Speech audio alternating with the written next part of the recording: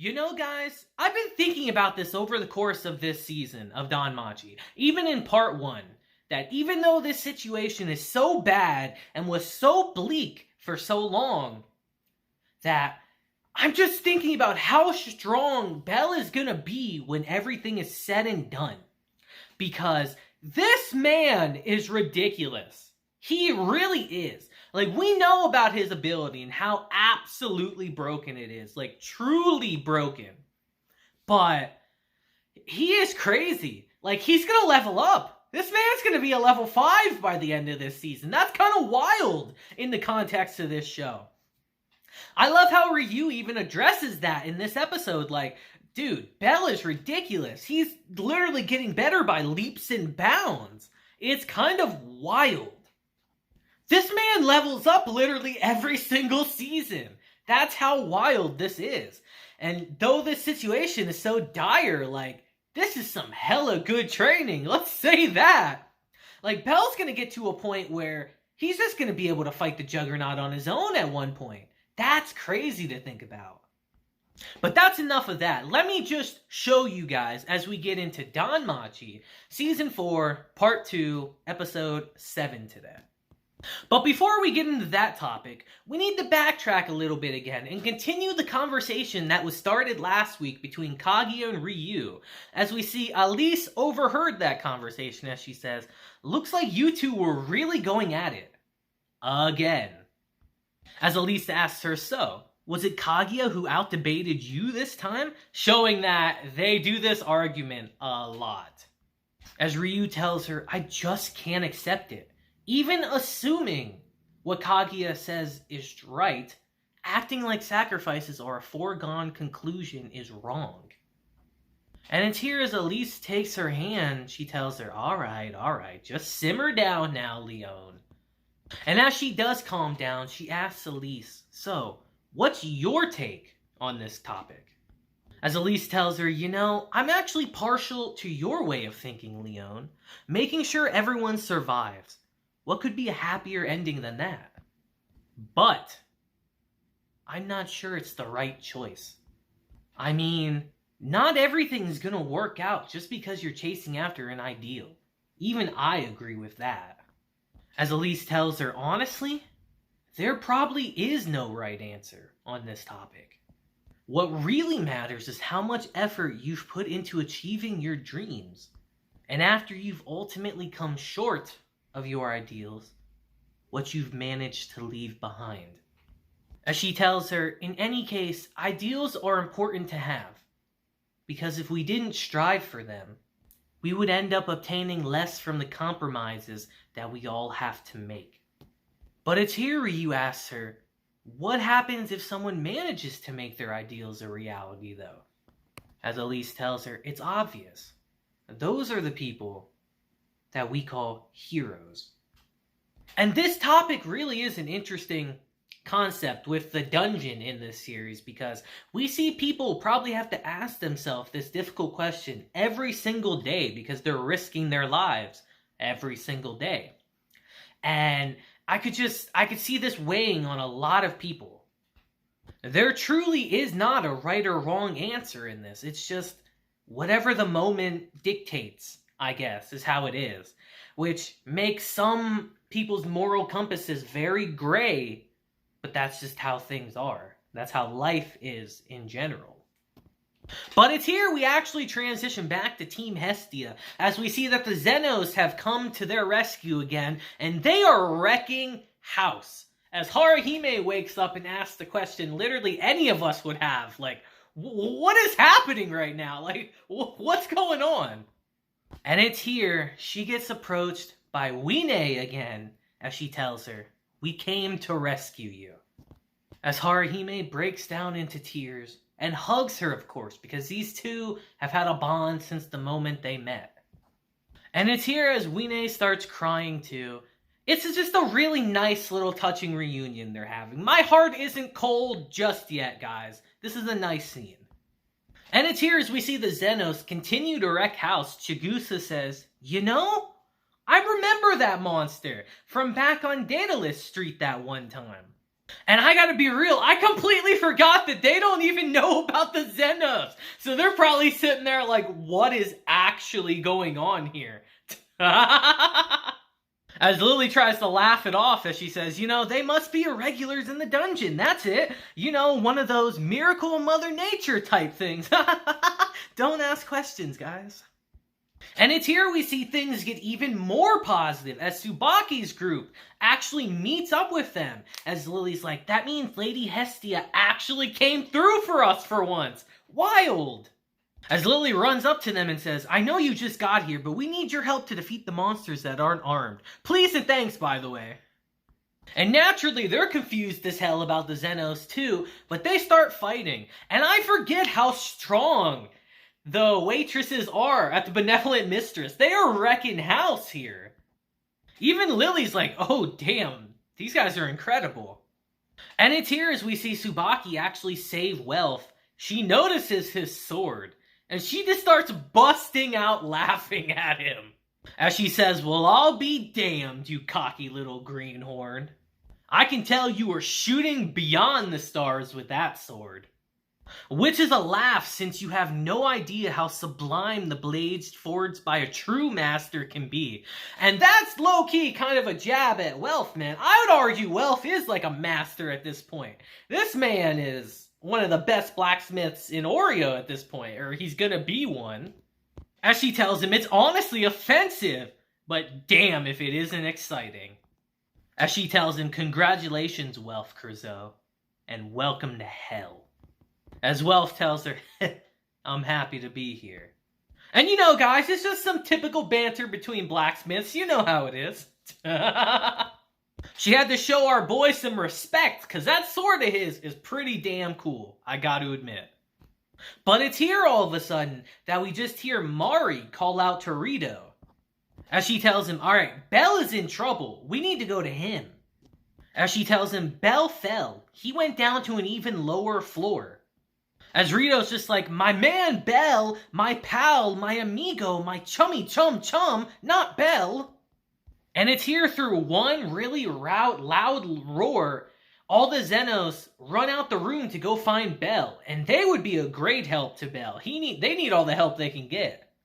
And it's here as Lily asks Let where everyone's going, he tells her, alright, they said that Bell and an elf adventurer were attacked by a monster and then taken down below. Also, an even bigger monster went chasing after them, the Juggernaut. As he tells her, given what we know, Master Oranos suspects that they might have gone as far as the deep floors. And it's here, now that Team Hestia has an idea of where Bell is, we're not just searching endlessly anymore, we can actually come up with a plan. And it's here with that in mind, Lily runs up to Anya and asks her, alright, what level are you right now? As she tells her, I'm level 4. And as Lily keeps pestering her about the levels of everyone in her party, she says, alright, we're all the same level as Ryu. We're all level 4. And with that in mind, Lily has come up with a plan. And it's here, she gets everyone's attention. She says, alright guys, we're leaving the water capital and we're forging on ahead. It's highly likely that both Bell and Ryu were dragged down to a lower floor by a monster. So we're going to reform our party with everyone here and then head for the safety point below. Then we'll set out to rescue Bell once and for all. And Daphne, like always, has to oppose her as she says, we don't have any proof he was dragged down there, or even if he's alive or not. As Lily tells her, no objections will be heard. Shut the hell up, Daphne. As she says, the odds of success don't matter. We have to do this. And I kind of agree with Lily. At this point, like, what do you really have to lose besides your life? And they've basically lost that like 5 or 6 times already. Like, who cares? Keep going lower. If you give up now, you kind of just wasted your time. And it's here with that plan made and the fire relit in them for like the 7th time, they get going on their plan to rescue Bell. With more people now than ever. And it's here, it's time to transition to the man himself, as we see Bell fighting these werewolf creatures, and he is whooping ass. I gotta be honest, he's kicking ass. As Ryu asks herself, he hasn't hit a limit after everything we've been through? Seriously? He's improving little by little. As she realizes, wait a minute, no. He's improving by leaps and bounds. And I've seen a lot of people say that, oh, Bell is just the broken MC. Of course he's going to be strong for no reason.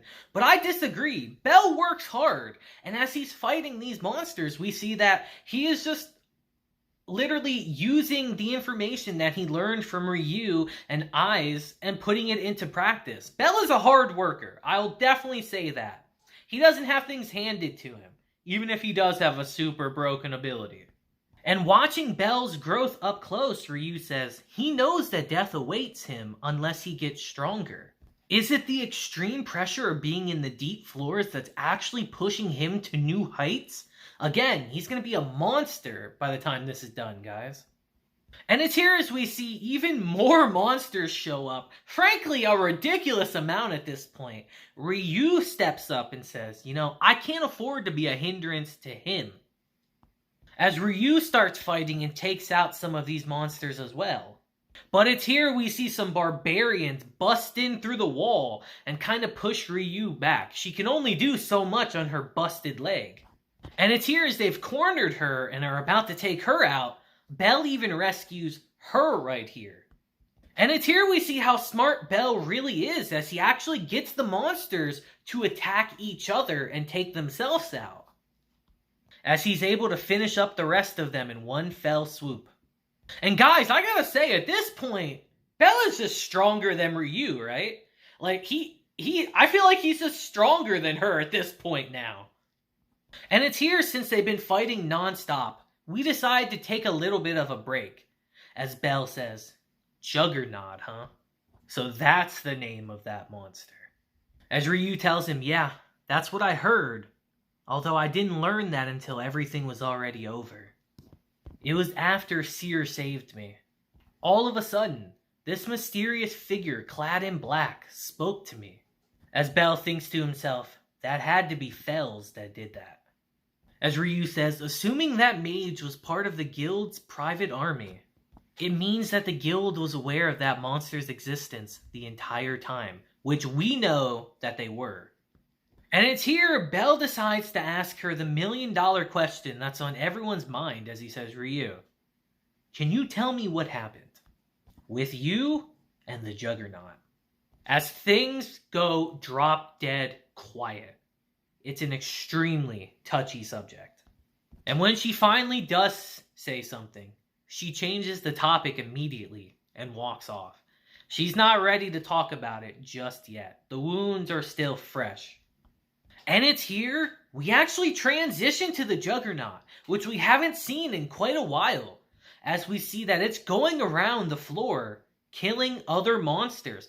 I assume like how the Moss Huge was doing, and hopefully not getting stronger, but it's worrying all the same. And it's here as we know that things are looking up. Bell and Ryu's situation just keeps escalating more and more as they're walking and they get surrounded on all sides by an army of skeleton monsters. The hurdles these two have to overcome just keep getting higher and higher. It's wild. As Bell says, we can't even aim for their magic stones when they're totally on the defensive like this. And as if the army of skeletons wasn't enough, we get the werewolves from before, and we get the appearance of Paludas, the monsters with the poisonous quills. As the Paludas start opening fire with their quills and taking out all the other monsters actually, and as they start fighting each other. A little convenient, but at this point, in a situation like this, you take what you can get. And it's here when the smoke clears and the monsters are gone, they think, alright, we're safe for now, right? As all of a sudden, Bell gets hit in the arm with a poison quill as we see that one of the Paludas survived. And it's here as we see Bell in excruciating pain. I'm sitting here thinking like, my lord, this man's gotta be poisoned on top of everything else that's happening too? Good lord! And as Bell rips the thing out of his arm, he does something wild and stabs himself in the arm with the unicorn knife. As we see that the knife was actually able to absorb all of the poison. As Ryu says, is that knife what I think it is? As he tells her, yeah, It's a unicorn horn. As Bell thinks to himself, Welf's knife just saved my ass here. Welf saved his ass this whole season, honestly. Welf is clutch. And it's here we transition to them taking another break. Because in this situation, you gotta rest when you can or you're gonna die. As Ryu realizes, well, there goes the last potion we had. And as she's going over the map they have, she says, the only option we have left is the one path that those adventurers partially mapped out. The problem is, however, we don't know what made them turn back. Why didn't they finish the map? As she says, if they were poisoned, I find it hard to believe they would backtrack. As she says, then maybe there was something on the path ahead that gave them no choice but to give up and turn back. And it's here as they continue on their way, Ryu suddenly says, I don't believe it. I just figured out exactly where we are. As we see a set of stairs there, and she tells Bell, if we climb these stairs and get past the area up ahead, then we'll finally find the normal route. And Bell is obviously over the moon happy about that. Like, all right, let's go then. We're almost at our goal. But as they reach the top of the stairs, things are never that easy. As we see the most precarious path I've seen ever, almost. Like spikes on every side, a very thin walkway, and one tall structure in the center. As we see, they've come face to face with the Coliseum. And with that, our episode ends. And guys, I gotta say, their journey through the deep floors is ridiculous. There's no way there's this many monsters typically on this floor. What I'm thinking is happening is that because the Juggernaut's there disrupting all the monsters, that all the monsters are running for their lives basically and in a panic, so they're all spread out throughout the floor instead of where they would normally be. And that's why Bell and Ryu have to fight so many of them. Because every time we switch back over to them, they're fighting a monster, bro. Like, they are having it rough. But they're finally almost at their destination. And we're finally almost caught back up with the parties, man. It's been a long road, but we're gonna get there soon, hopefully. So I would love to hear your guys' opinion below as we finally inch closer to the reunion between the two groups. So, until next time, guys, I hope you have a great day, week, month, and year. And until then, deuces, and have a blessed day. I'll see you guys next time.